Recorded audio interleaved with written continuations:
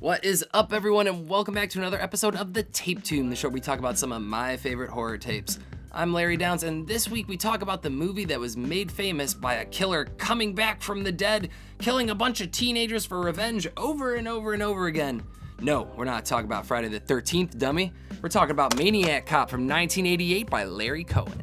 Although Maniac Cop follows a similar story and pattern to Friday the 13th, don't be fooled, this one's totally different. Kinda, sorta. This one's got a killer cop. And Bruce Campbell?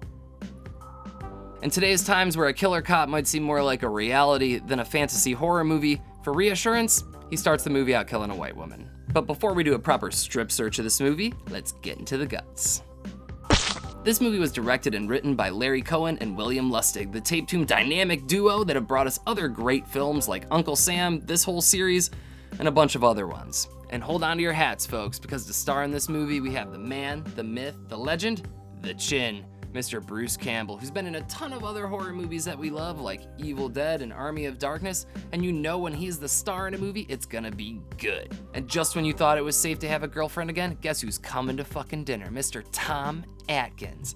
And riding his coattails, we have Larice Landon, which sounds like a made-up name, Richard Roundtree, who's playing your generic, tired-of-your-shit police chief, and Robert Z'Dar, who was in Samurai Cop, now being a Maniac Cop. Ugh. And with a lineup like that, how could you possibly fail? Unless you leave Larry Cohen in charge. But what's this movie about? Let's tuck our contraband into our prison purses and find out. Roll the film. We kick this movie off with a local New York waitress just getting out of work and heading home. On the way, she's confronted by a bunch of goons and while trying to escape finds a police officer for help. Unfortunately, she won't be getting any help as this cop picks her up and snaps her neck like a twig. Of course, this murder is all over the news the next day, and while the chief and detective Frank McRae try to wrap their heads around this, McRae mentions that he hears that the killer was wearing a cop uniform, giving them their first lead. McRae meets with a reporter to try to get the story out there for the public, but all this does is cause panic on the streets, leaving citizens on edge and officers now being targeted as they're all suspect. Now enrolls Officer Jack Forrest. He leaves for the night shift after arguing with his wife about the weird hours he has to work and meets up with his side piece officer Mallory. Jack's wife follows him, and after confronting the two in their hotel, she leaves and gets grabbed by the Maniac Cop, now making Jack a prime suspect in the killer cop case. As Jack sits in jail awaiting to prove his innocence, Officer Mallory is attacked by the Maniac Cop one night, only to be rescued by Detective McRae, proving that Jack isn't the killer. As Officer Mallory divulges to McRae about her affair with Forrest later on, she mentions that the only person she had told about it was the nerdy file room girl Sally Noland. Since Tom Atkins is the world's greatest detective, he finds out Noland was the girlfriend of an officer, Matt Cordell. Cordell was a super cop, which wound him up in prison when he tried to get involved with a case involving some dirty cops, and of course waiting for him in prison was his own demise. As they connect the dots and realize there's some hardcore zombie cop revenge plotting going on, they step into action to put a stop to Cordell and his killings. How will it turn out? Hopefully they read him his rights first in Maniac Cop.